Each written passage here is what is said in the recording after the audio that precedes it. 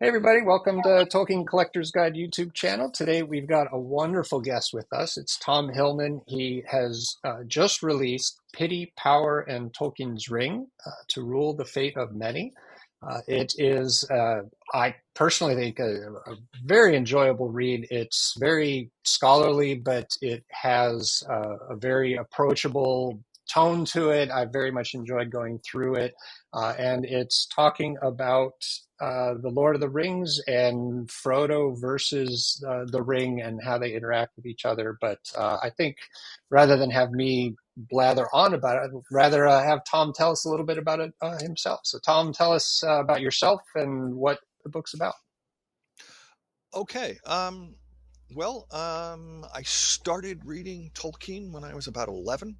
Uh, you know, this I had those, the old Bantam Ballantine paperbacks with the Remington. Is that it? Remington? Mm-hmm.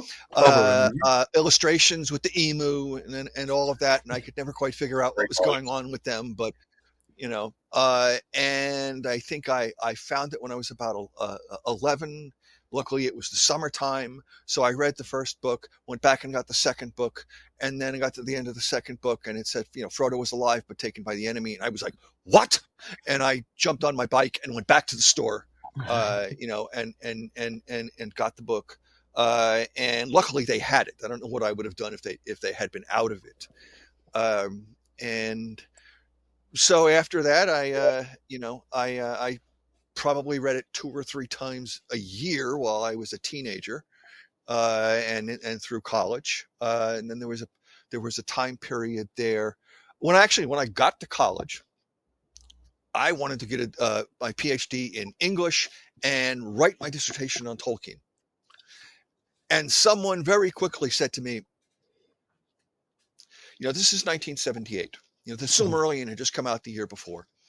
And so someone in the English department said, no English department will ever let you do that. And if they do, no one will ever hire you. And so I went, okay. And so I changed my plan. And, years went by, my 20s and 30s, I didn't really, for one reason or another, pay that much attention to the book. It got to the point where I had very fond memory of the book. I loved the book, but I was afraid to go back and read it again because there had been books I'd really loved when I was a teenager that I went back and read again in my 30s. And I was like, I liked this.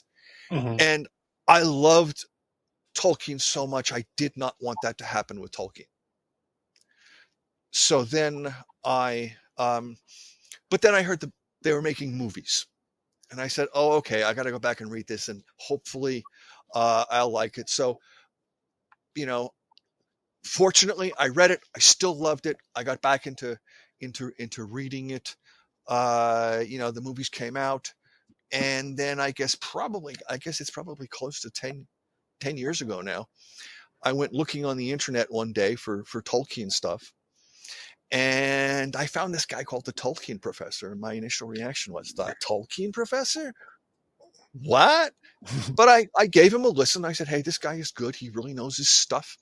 And so there was one point where where Corey was doing a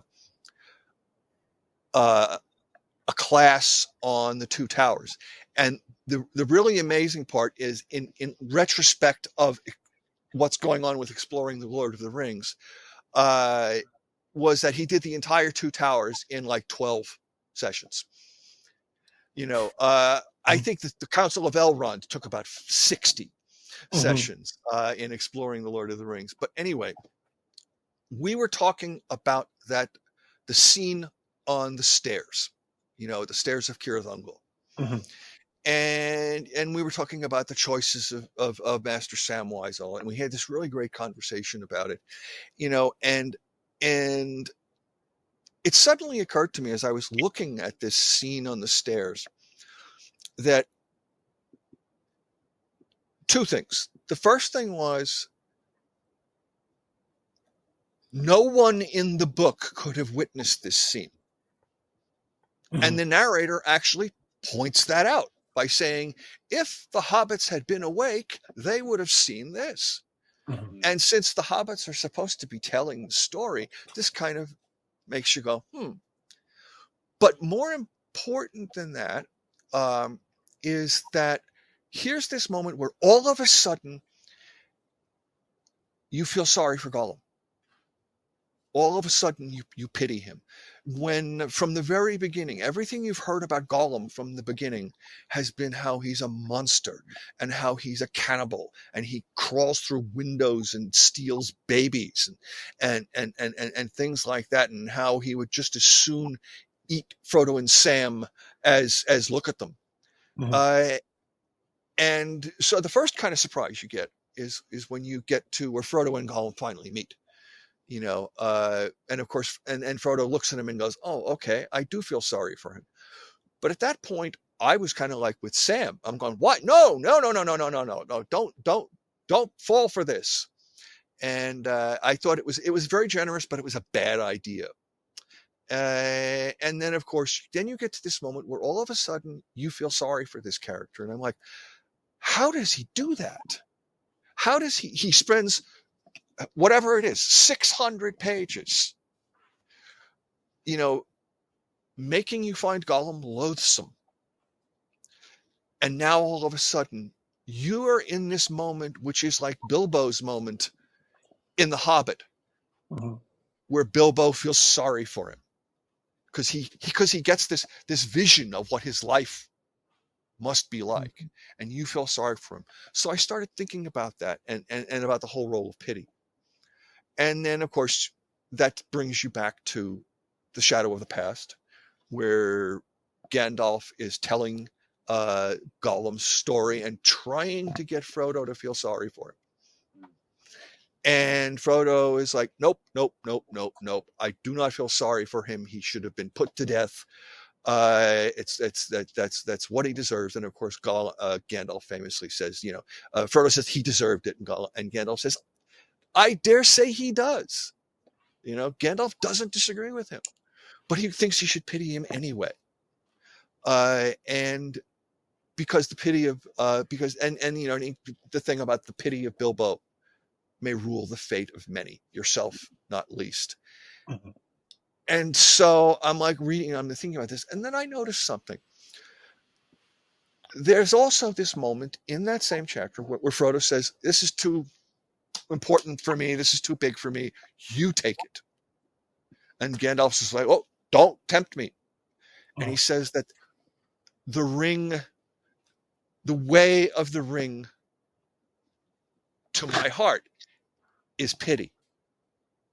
And so this kind of sets up this interesting little paradox where, on the one hand, the pity of Bilbo may rule the fate of many. On the other hand, it won't save you. So Mhm. and so there's this paradox there, of pity being so important, but at the same time, pity not defending you. Not defending Gandalf, and Frodo's pity in the end doesn't defend him from falling to the ring. Mhm. It earns him something else, but it doesn't protect him from the ring in the end any more than it protected Gandalf. And Yeah. so I just wanted to say, okay, how does this all work? And that was kind of where it all started. And I just figured, well, let me just the best way for me, okay, if I'm looking at the pity, you know, the pity of Bilbo may rule the fate of many, and it's either that's going to rule the fate of many, or the ring is going to rule the fate of many. That's what the ring was made to do, and Mhm. so you've got this opposition between the two things, and so you've got to deal with the ring. If you're trying to understand pity, you have to try and understand the ring. If you're trying to understand the ring, you have to try and understand pity. And so the best way to get to investigate this seemed to me to be to start with chapter 1 and just kind of walk all the way to Mordor Mhm. and walk all the way back with them and see how Frodo comes to pity Gollum, how Frodo slowly but surely is overwhelmed uh, by the ring, and to see how those two things, play against each other. Yeah, I like the structure of the book. I like that you're pulling in from Beowulf and on fairy stories, letters. You've done, in my mind, an excellent job of finding the threads of this theme, and tying it into the narrative of the Lord of the Rings. Like as you say, to plot wise follow the structure of this, and as we know, that's kind of how Tolkien wrote it as well, right? He Mm-hmm. didn't have Mm-hmm. an outline of where the story was going and everything that was going to happen. He just started from his heart and put this out. Well, he did have an outline. It just wasn't anything like the finished book, was it? Really? Tolkien made that Walks of Mordor. He didn't even have the app that all of us can get now, the Walks of Mordor app. Yeah, he should have done with that. That would have helped him a lot. Yeah. I also like the bit in there when you talk about the Hobbit as well, and the fact that that Tolkien changed the Hobbit to fit in with the Lord of the Rings. Oh, yeah, I think that's important because it is very one of the things that I think to a certain degree you could argue that Tolkien got it wrong, because when Tolkien was revising that, for some weird reason, he didn't think the publishers were going to accept all his revisions that he'd done. But apart from that, if he thought about it, in say 20 years' time, no one would have read the first version. Everyone would have read the second one. So a lot of people would have, well, it's pointless. I'm not going to bother. I'll just change it, and I won't write any description at all as to why I've changed it. I'll just change it. And I'm very pleased because it's quite amazing, really. And I think you actually summarise this quite well. The mental gymnastics he goes through to try and make this the prequel effectively fit in with the Lord of the Rings, when he could have just. I think he did need to change that chapter, but then after that, he could have just ignored it in the Lord of the Rings. Just changed it in the book. Mm-hmm. And I think I like the fact you covered that. I think you covered that very well in the book, those changes. Yeah, they are necessary as well. I think it is necessary to. Well, I don't know. I'll go back. I don't think it is necessary to explain it, but I think Tolkien did it very cleverly. Mm-hmm. How he changed it. That's when I knew that Tolkien was my favorite author. I think, or one of the times was when I found out what he did with the frame narrative when he updated. Mm-hmm. I think that was when I decided, or one. I mean, I'd like to think that I remember it that way, but that's one of the things that that Tolkien went to great care to craft he went to great care to craft his sub-created world. And that was one of the things when I was reading chapter 1, Tom, of your book, when you're talking about, because the age-old question is about one of the things that we often debate amongst ourselves is, does the ring have sentience? Is it an individual thing? And one of the things you discuss in chapter 1 is about how Middle Earth and Arda is more alive, so to speak, than like the real created world that we live in. Whether it's the talking fox or it's Old Man Willow or anything like that, it's just things that we don't have here. I was wondering, what connections can the reader make between the way that Tolkien sets up Arda and what conclusions they can draw about the ring's sentience? Well, I know somebody has recently published an article in Mythlore, which I haven't read yet, on the sentience of the ring. I don't believe the ring is sentient. I don't think it's. I mean, I thought the thing in the movies where the ring like whispers your name, I thought that was very cool. Yeah, the ring's very sentient in the movies, I feel. Yes, clearly. Now, but and I think it's. I don't think it's sentient. I think it the power of the ring, the power that Sauron put into the ring, basically kind of gives the ring like a gravity, almost like it's like how like gravity warps space.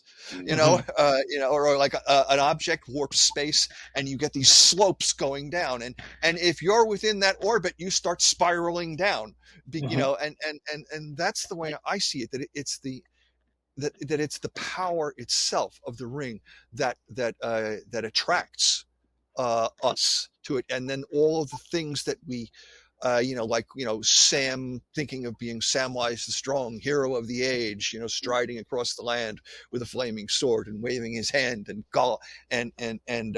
Mordor turns into a garden, and all of that, or Boromir, everybody's little, ring temptation, whether it's Galadriel or is that's all comes out of your own head. I don't think the ring is putting that there. I think that all answers to, stuff in you. And one of the things I think that helps us see that is that, remember back in, I guess it's either in the last chapter of book 1 or the chapter before that, where they're on the road and Sam, or maybe it's at Weathertop, I can't remember, but it's Sam recites, I guess it's when Sam recites the Gil-galad poem, and someone says, "Oh, you're going to end up being a wizard or a warrior," and Sam's like, "Well, I don't want to be either." But what does he imagine what's his ring temptation consist of? Gardens. Being the great warrior and waving his hand magically, and so he, not one or the other, but both, so so that, and what is Boromir's temptation? Boromir's temptation is what he wants to do anyways, save Gondor. Galadriel's temptation to save Lothlorien, and her people, and so I think all those things come out of them, and they kind of get under the influence of the ring, the pull of the ring's power, that we find these things to tempt ourselves with. So is it right then to say that the influence of the ring isn't from the ring itself, it's from Sauron somehow being able to influence it, even though he doesn't have the ring anymore, he can still influence it? Well, it's the influence of his power that he put into the ring, which is now separate from him, and he obviously can't get it back, because if he could get it back, presumably it would have gone back to him when the ring was destroyed. But the power just has this effect, so it's not like Sauron is off there, remote controlling it. Remote controlling it. Yeah, I don't think the ring is sentient. I don't think it can. I don't think it can move itself, or there's all sorts of times when the ring should be happy they're heading towards Mordor. It's not, though, is it? It's not. No. It's like the ring. So anyway, but I don't think it's. It is indirectly. It's Sauron, because it's Sauron's power that he put into the ring that's having this effect. I think some of the argument may too. Now that we're talking this through, I think some of the argument may stem from the parallels between Sauron and Melkor, and how Melkor is able to create things that are sentient, and he kind of uses the same playbook. He's putting part of his spirit into all these things, and they do have sentience. And so I think maybe some people kind of draw that conclusion. Maybe, I don't know. I'm not basing it off of anything. It's just something I thought of right now. Yeah. Well, certainly, if you could, but what does Melkor create that's sentient? Assuming he doesn't create orcs. Well, he's not allowed to create sentience, though, is he? He's not allowed to do that. Well, the dragons have sentience. But he didn't create them, though, did he? He found them, probably more than anything else. Dragons have sentience, and trolls have sentience, and the spirits, the spirits are definitely, but aren't they just they're but they're not truly. The dragons. Okay, well, I don't put the dragons to the side for the moment, but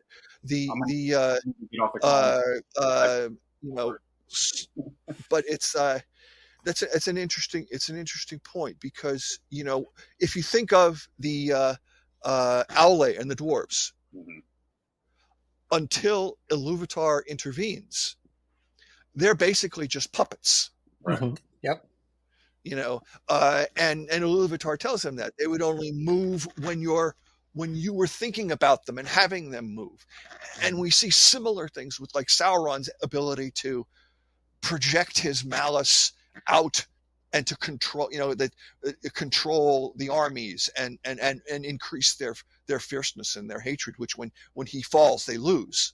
And they're all looking around going, what do we do? How did we get here?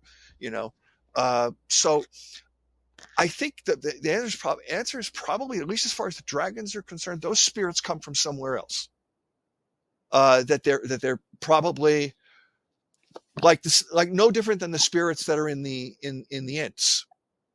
That I don't know, but because I don't think you could say that he did that. Melkor was able. I mean, he can't create life. I think I agree with you, and I'm trying to remember. My brain isn't working too well on if Tolkien ever talks about the creation of the dragons, but we know like he can twist Balrog's, things, can't he? He can convert things from something to something else. So he could turn something into a dragon.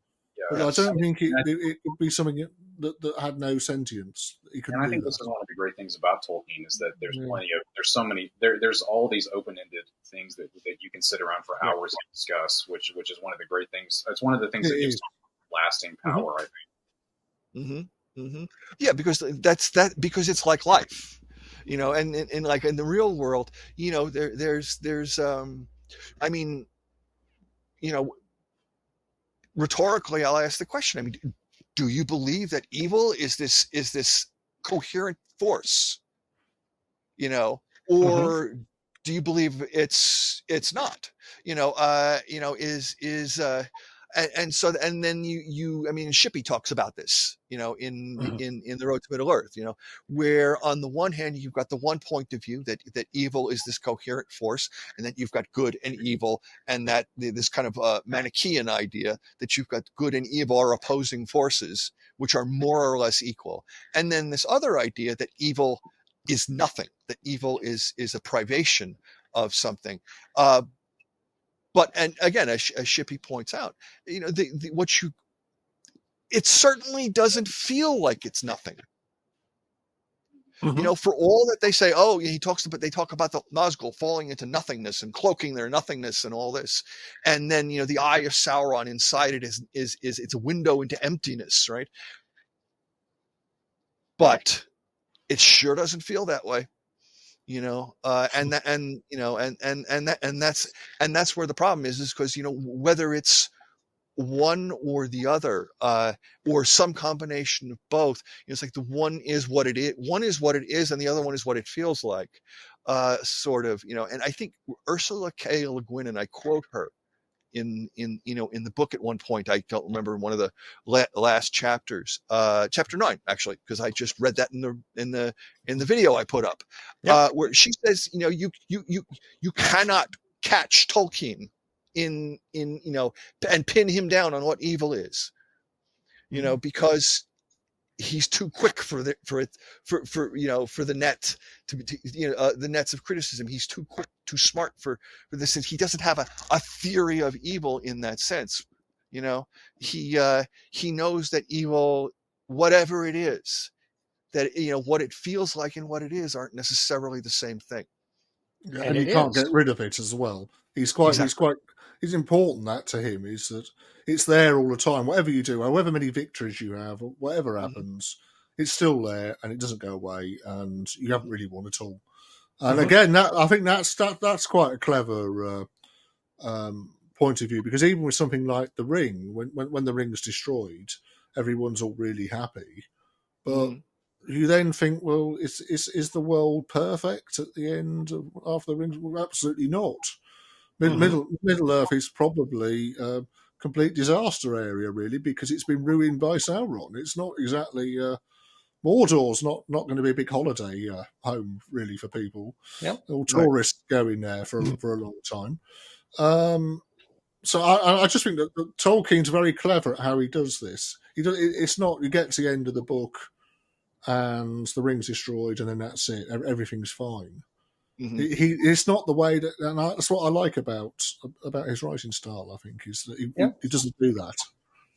Well, he tried to write about the Fourth Age, right? The Return of the Shadow, Yeah. um, uh, and gave up on it as just like, there's it's not what he was interested in talking about, and uh, it's not entertaining, I think, in his, he wasn't able to find a story to just say like it's the age of man. And Tom, you had something, I think it was chapter 11, and this might be completely tangential, but you mentioned evil incarnate and the ages. And there's some, I don't have the quote in front of me, but the way you phrased it of, we've got Melkor in the first age is just this massive battles and evils, and in the second age there's Sauron, and then he's defeated. In the third age he's kind of incarnate, and he's got the ring, and he doesn't have the power he had in the second age.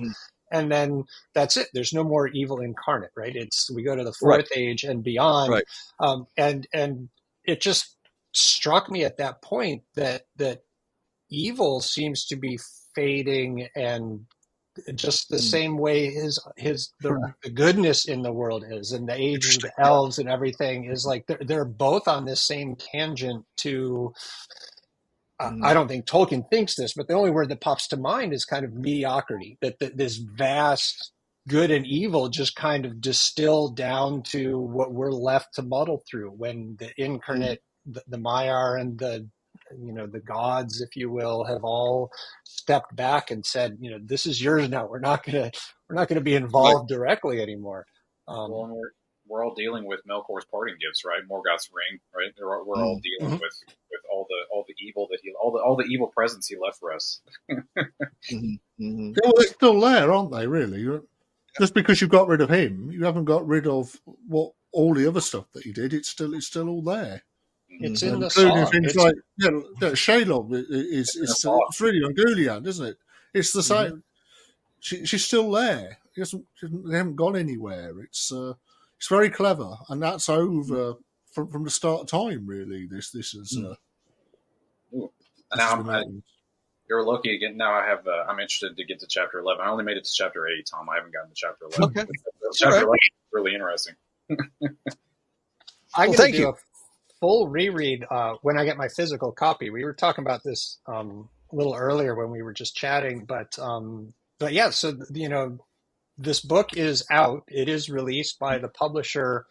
I don't have my copy yet because Amazon wants to wait until publication date, which is currently December. But copies are out there. Certainly use your local bookstores and try and get them. I'm looking forward to rereading this on paper. So you gave us a little early access so that we could talk with you about it. But it's I'm really looking forward to it. This is I think I love the structure of your book, and I think the themes of it, as we've been talking just now, I'm in my mind, I'm going back and forth on like pity versus, I want to say, domination for the ring. Like that seems to be, it's trying to convince, or the innate spirit that's in that ring, whether it's sentient or not, is making people focus on what they can do, what they can force or create. Even Gandalf's like, I would use the power of this ring in what I thought was a just way, and but it drives you essentially to the opposite of pity. I think is one of the things I was getting from reading this book. Is it's they are diametrically opposed. The pity of Bilbo and Frodo and other characters that are in there versus the ring itself, which is kind of the antagonist of the Lord of the Rings in a sense, because we don't see Sauron. He's way off, thousands of miles away for most of the book. So it's one of the things I think, just to go to your point, is that if you think of the times where we do kind of get the other side, when that wonderful scene with the Black Riders in Bree, which is one of the other few things in the book that, like, there's no way you can account for this. I mean, once Fatty ran away,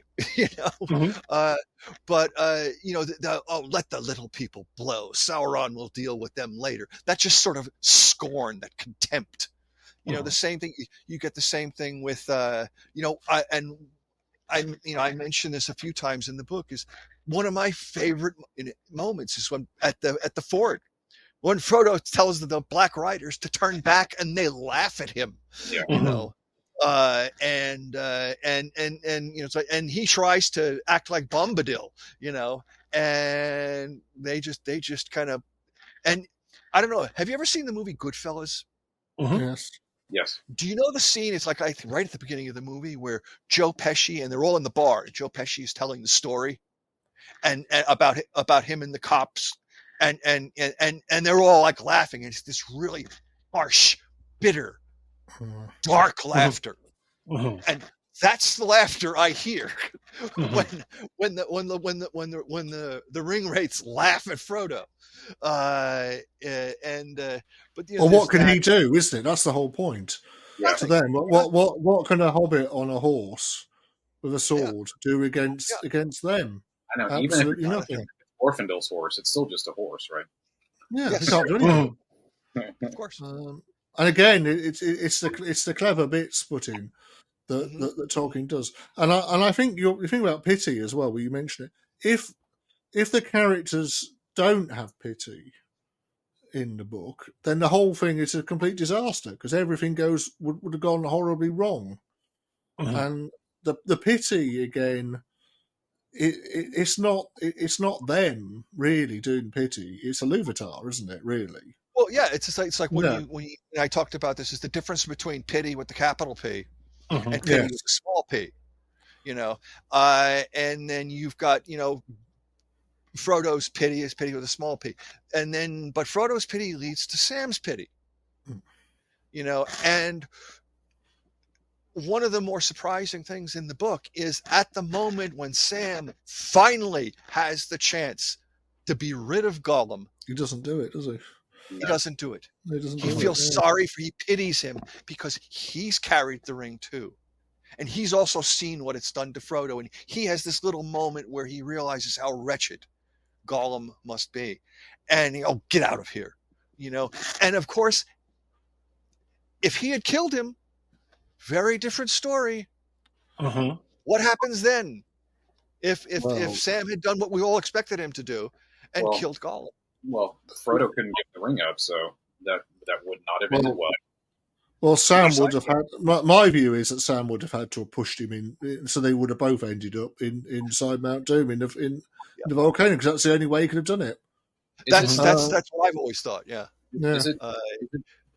Tom, is it true that your book has, if I ever find myself with the One Ring, is it true that it has step-by-step instructions as to how I counteract the effects of the ring? Yes, I have pity, and I have love for others, and I have a quest for knowledge. Will that help me counteract the impacts of the ring? Like if I ever find myself in that situation? Briefly, at first.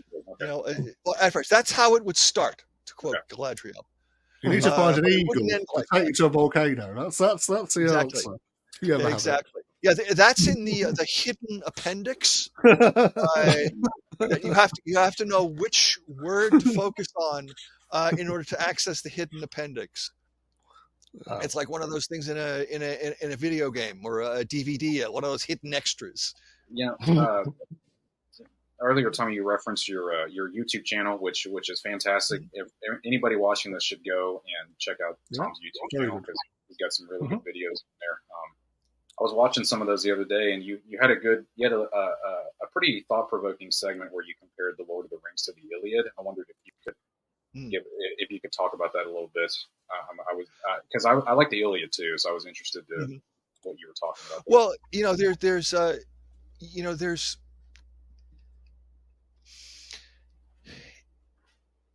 it's really more the connection is really has to do, I think, with how fate works. Because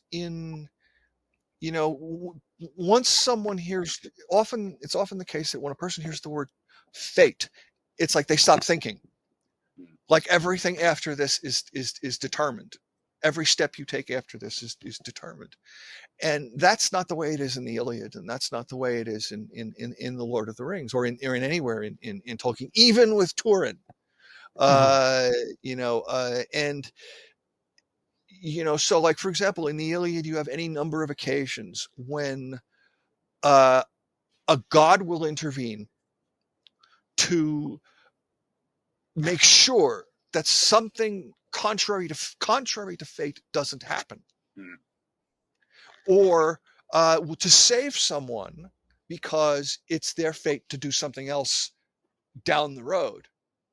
I think twice the gods save Aeneas, who's not that important to character in the Iliad, but he has a destiny, and twice gods intervened to save him. Once from, I think, Diomedes, and once from Achilles. So that he'll survive, because he has this destiny to fulfill. And the same thing, there's a point where it says that Troy would have fallen that day unless, contrary to its fate, Troy would have fallen that day unless Apollo had stopped Patroclus from doing this, or and so you have these instances, and and so there's this kind of interplay between fate and free will, because of course things.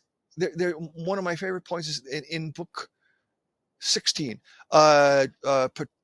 Patroclus is fighting with the Trojan hero Sarpedon, and Patroclus is about to kill him, and the scene switches up to Olympus, or wherever Zeus is at that moment. He's not on Olympus, but he's there, and Hera is with him.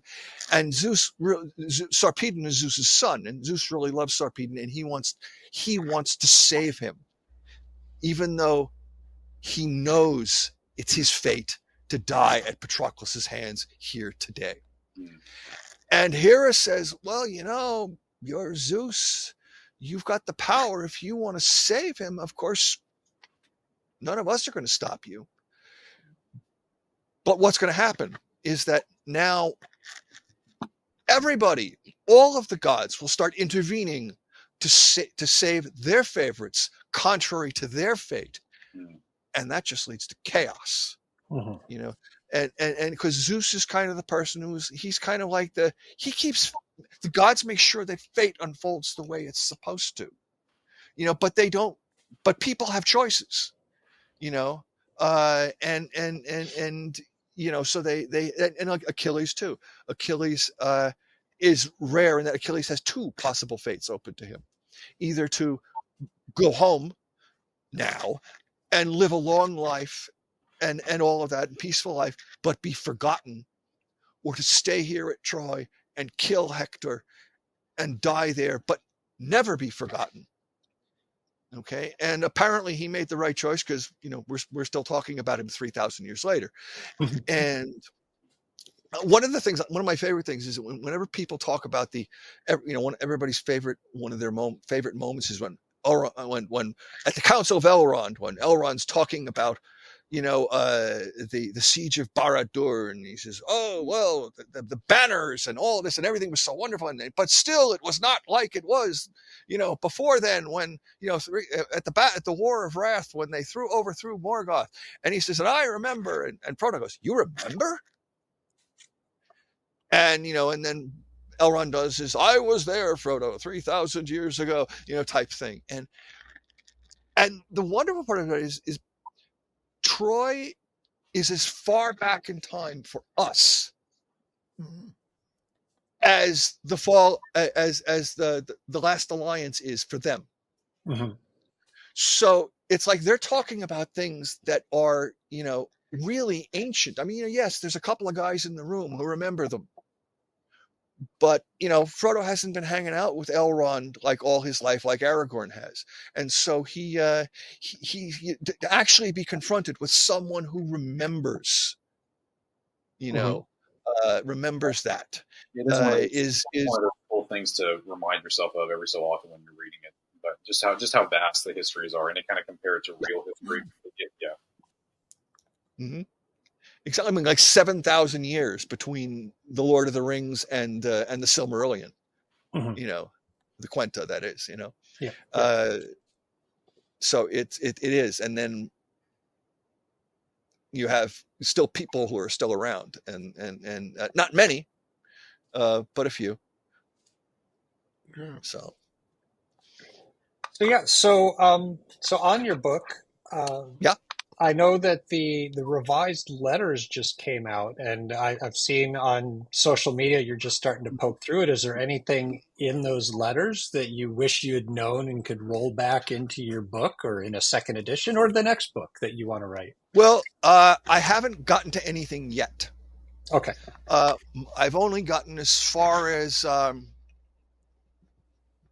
like the mid 30s with those extra letters to his sons that are in there. Mm-hmm. Yeah. And then there's an extra letter in there to Unwin, I believe. Mm-hmm. And then there's like another couple of things where stuff gets added in, within the within letters. Stuff that had been edited out has been restored. I haven't run across anything yet that has made me that has been relevant. I could see that.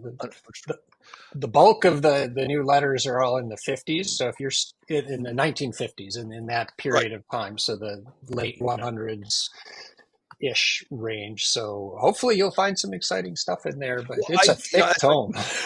Yeah, I know.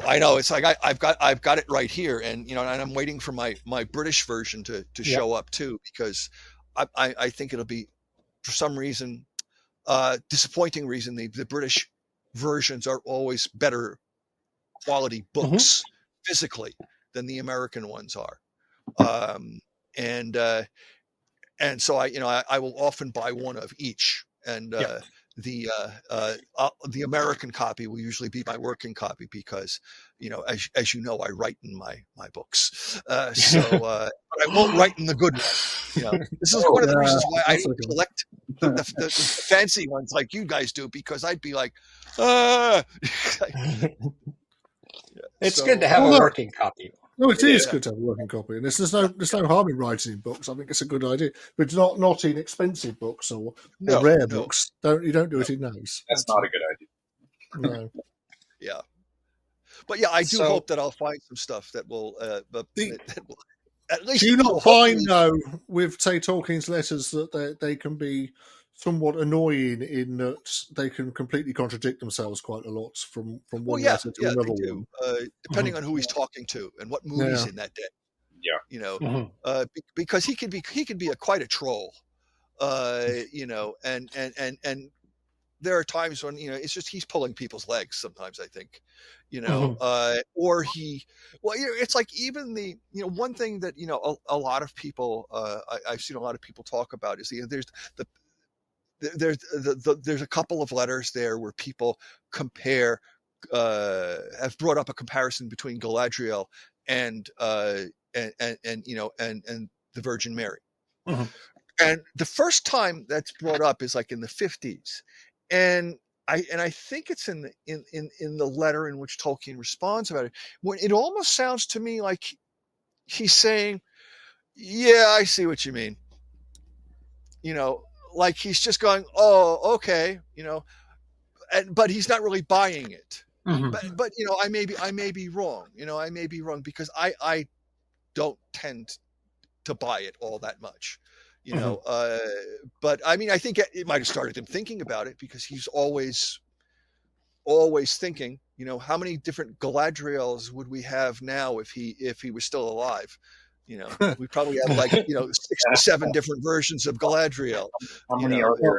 I heard her backstory. It's like he'd have loved this multi-universe things that Marvel has nowadays, because he could have that Galadriel. She could be in about 37 different universes, and he can have all these different versions of them. It's like that episode of Loki. I don't know if you've seen the Loki show, where he goes through the universe and he meets like 5. He meets the alligator Loki and the whole different Lokis. So that was hysterical. I'm glad to hear you're a fan of Loki, Tom. I just finished Loki last night. It's fantastic. It's really, really Loki good. For season 2 is much better than Loki season 1, I think. It is, and which is a feat, because Loki season 1 is fantastic too. Yeah, I was pleased with it. I was happy, because I wasn't sure whether I was going to watch it again after, because I was kind of, I thought Loki season 1 had some good moments, but I wasn't really all that, bowled over by it. But But then I watched the first episode of season 2, and I said, okay, this is better. I can already tell this is better. Mhm. And I'm glad the way they worked it out. But yes, I mean, you could have you could have the version where of Galadriel, where like you've got like 87 different Kate Blanchetts, and or And you have to be Kate like, Blanchett. Could be what's the woman's name that plays her in the Amazon show? yeah, I don't Morpeth remember it. Clark. There you That's go. right. That's right. Right, Yeah, yeah. I mean, she could be there too. You know. Yeah.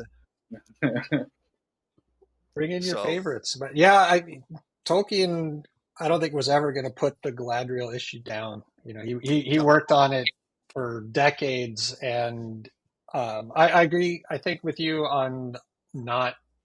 He wasn't channeling the Virgin Mary, and then if he had a concept and was like, "Oh, I want to map it," like his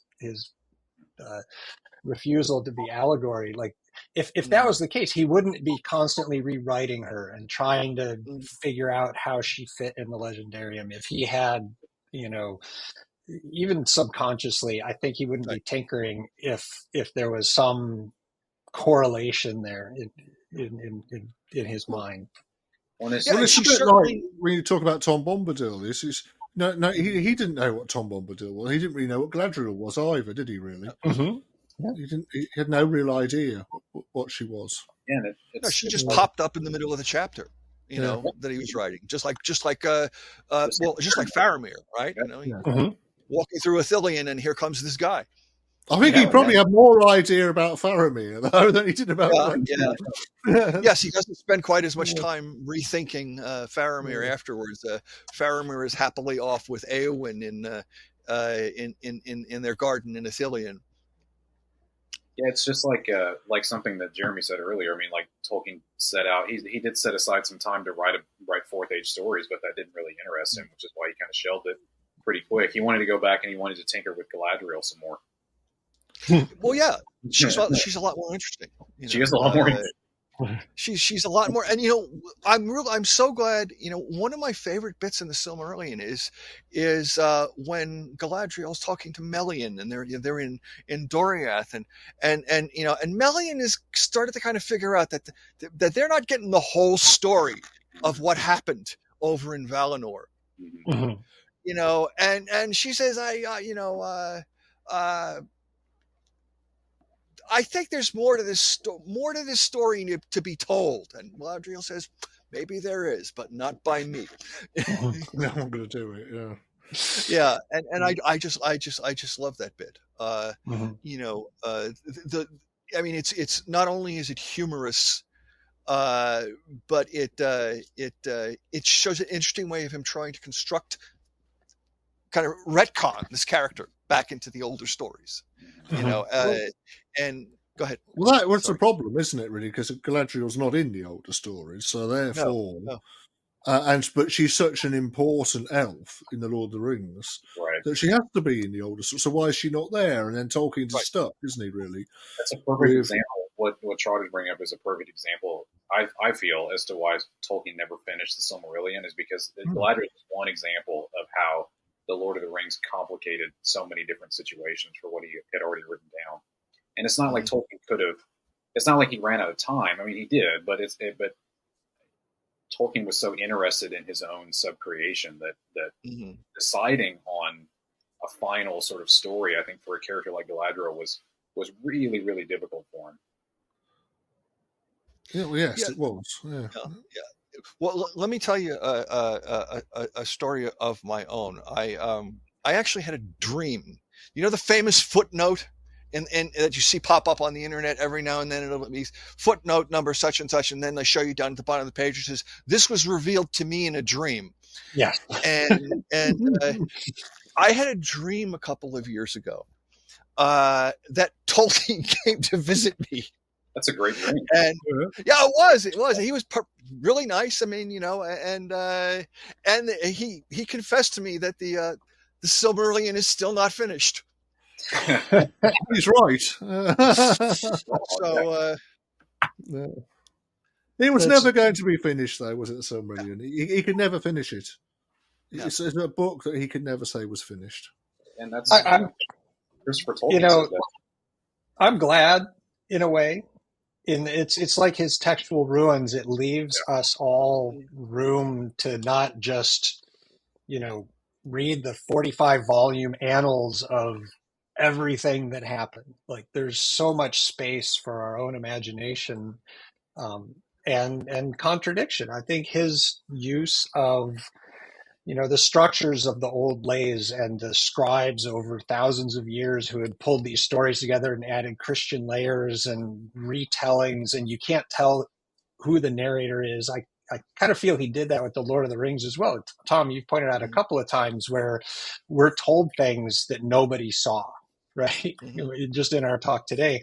And so who wrote that? You know, he has the mechanism of the Red Book and the scribes in Gondor who, you know, wrote this down, and Sam was filling it out. And so there's all these layers of people who have touched this. And then, of course, him as the author on top of that. And we don't know, and it adds a real depth to the Silmarillion and the Lord of the Rings as we have them that I think vanish when you get into, you know, the 15 volume Wheel of Time that explains everything from Robert Jordan. Like that doesn't appeal to me personally as much in that Takes it's, the fun out of it.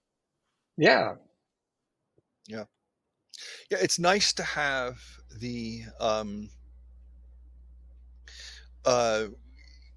like you said, the contradictions and the different versions, and you know, and who's actually talking here, and you know, and one of the things I was noticing, I've been doing a lot of work lately on the Book of Lost Tales, and you know, and I spent a great deal of time looking really, really closely at the music of the Ainur in there, and the narrator of the music of the Ainur, Rumil, he actually cites his source. He says this stuff was told to the elves by Manwe. Mm-hmm. You know, so it's just like, okay, you don't get much more unimpeachable a source. Pretty good source. Than Manwe. But then you also get little things where it's like where he's putting in his 2 cents too. And he says, well, you know, I don't know what they were thinking about, you know, like blah blah blah or something like that. He'll make these one of these like, it'll be one of these like, you know, arch elvish comments on well, maybe this was the way it was supposed to be. Maybe Iluvatar had something else going on that the Ainur didn't understand, you know, which was certainly true. But it's I really got a kick out of that when I said, he's citing his source, you know, so. Yeah, because a good job it wasn't Melkor, because it was completely different in saying it. It's true. This is true. That would have been a very different story. Very different story, yes. Somewhere that story exists in the back of Tolkien's my mind. song was ruined by Iluvatar that I'm trying to do, and he ruined it. It exists out there with the Lay of Arendelle that everybody wants. That will never get yes. It's yeah. Which we're, unless there's something in a box somewhere that not even Christopher opened, but I don't think we're ever going to see that. Yeah. That's true. It's a pity. Yeah. Oh, pity bringing us back. So yeah. Any last thoughts, Tom? Love the book. I think you should be proud of it. It's fantastic that it's coming out. We've mentioned your YouTube channel. Anything else you want to mention for our viewers or next projects you're interested in? Just give you the floor for the last few minutes. Oh, well, just I kind of alluded to it a little bit. You know, one of the things that kind of emerged in writing the 11th chapter, the final chapter, because I hadn't really, since, given the way I was writing the book, where I was just kind of like basically beginning at the beginning of the story and going through Frodo's quest there and back again, you know, I hadn't really given a whole lot of thought as to what the conclusions were going to be, because I didn't think I could make any conclusions until I'd processed everything. So when I started writing the last chapter, you know, and I began to kind of see things and to realize that the time Tolkien spends while writing The Lord of the Rings, working out all the dynamic of pity, and power, and how it becomes more important in the legendarium as a whole, because he does this, and I think at one point, I don't remember if it's in a footnote or not, but I talk about how, of course, when we think of the Valar, we think of pity, we think of Nienna.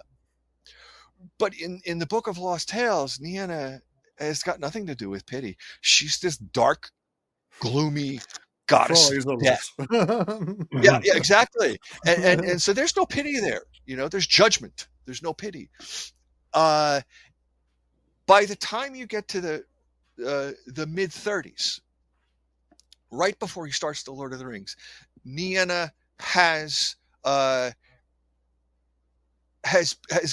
of like changed. She's no longer this dark death goddess, but she's full of pity.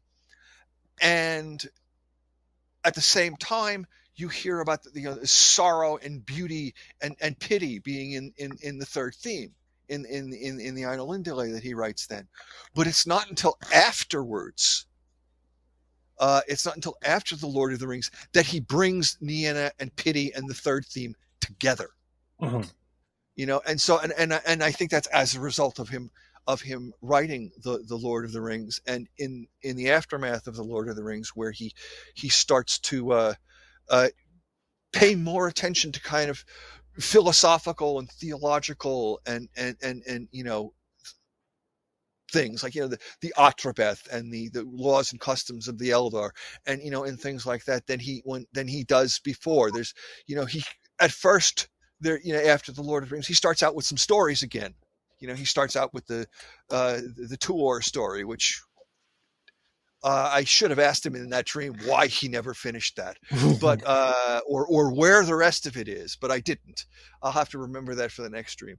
But he basically abandons, and he spends very little time in the rest of his life actually with story. He spends a lot of time with language. He spends a lot of time counting years and generations of elves and stuff like that. I wish he'd finished Tuor instead, but he becomes much more interested in these kind of really big picture things, and I came to see that those as being very closely related to the kind of overarching themes that you find throughout the legendarium of mortality and immortality, fate and free will, God and evil, and all of those things, and so I came to see that, like, the great tales, the metaphor I use, I compare them to like these pillars that hold up the vault of the heavens of Middle Earth, and all of the other stories kind of flow around them. And of course, they get the most concentrated treatment of these themes. Of course, you can't think of Turin without thinking of like fate, and free will and stuff like that, and other stories like that. And so I began to say, well, I want to go back in a sense and look at things, look at these great tales, look at the story of Beren and Luthien, look at the story of Turin, look at the story of whatever else, and look at these great tales as they evolve over the course of his lifetime. And the most developed one is of course the Turin story.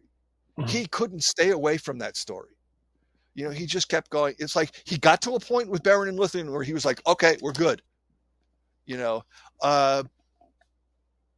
But that was, but the Turin story just kind of kept growing and changing and stuff like that.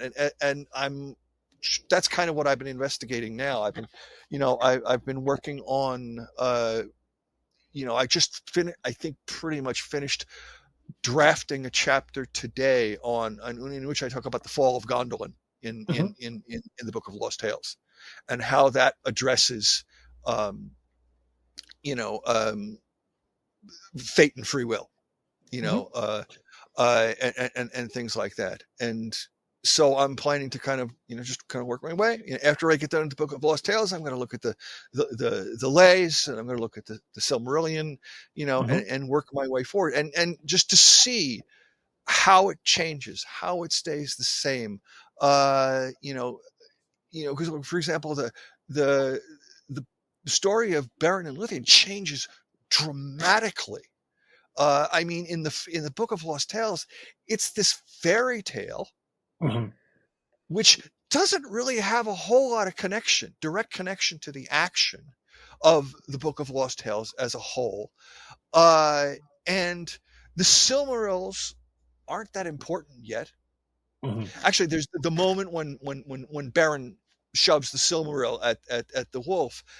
That, I think, is the moment where things start to coalesce with the Silmarils, because if you go back and look at all the mentions of the Silmarils in the Book of Lost Tales before that, it's just like basically they're just these really gorgeous jewels. They're not holy, they're not powerful, they're not important to the fate of the world. And it's just like at that moment when he sticks it out and there's like, that's kind of like the moment that begins to change everything as far as that story is concerned. And of course, that's like the ring in The Hobbit, isn't it? Really, precisely. Yeah, precisely. That's just a very good way to get to make sure that Bilbo can hide from things and get out of things. That's a great comparison. That's an absolutely great comparison. It's just like it's like a plot device almost. It's a plot device. And then the other big thing in the Beren and Beren and Luthien story is when Beren becomes a man. Because in the original Tale of Tunuviel, he's an elf.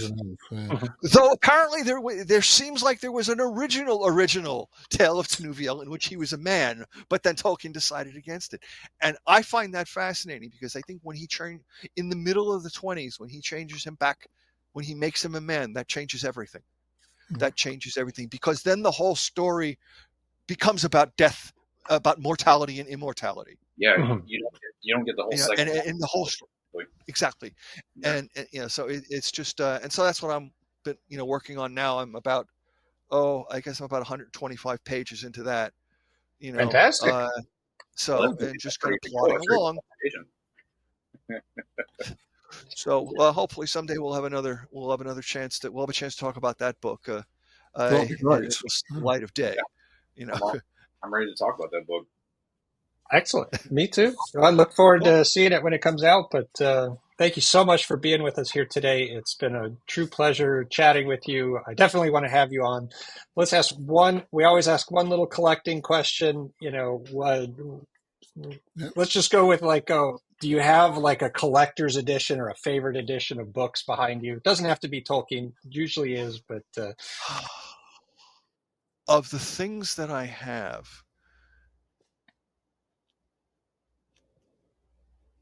well, I will pick two things.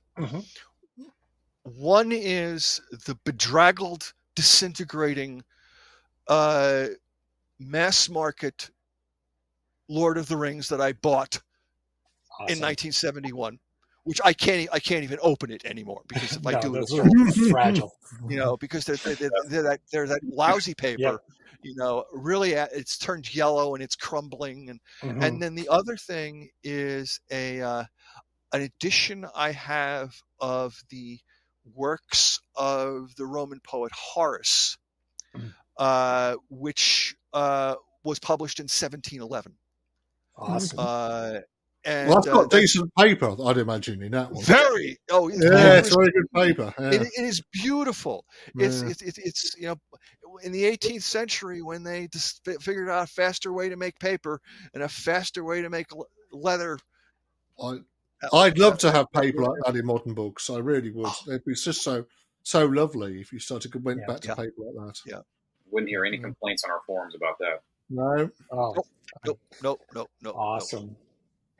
Great. Well, thanks again, Tom. It's been Thank you. Great having you. We really appreciate your time, and we hope everybody really enjoys your book as much as the three of us have. Me too. I hope so. Thank you. And thank you for having me on. It's been a great pleasure chatting with you. And hopefully someday some of us at least be all in the same place and we can sit down and talk at greater length, Absolutely. face to face. A chance meeting, as we say in Middle Earth. That's right.